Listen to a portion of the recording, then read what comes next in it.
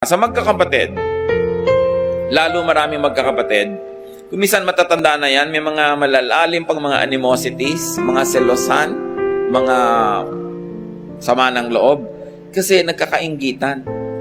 Kaya kuminsan, ang pinakamahirap gawin, family reunion. Lalo't may mga malalalim na mga sugat. At yan, usually dahil sa inggit. At kuminsan naman yung mga tactless kasi natin makamag-anak, uy, ba't ang ate mo ang puti-puti, ikaw hindi?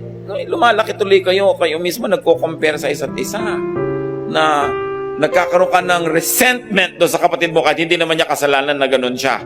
Kasi yung mga tao din mahilig mag-udyok na ikaw ay mainggit.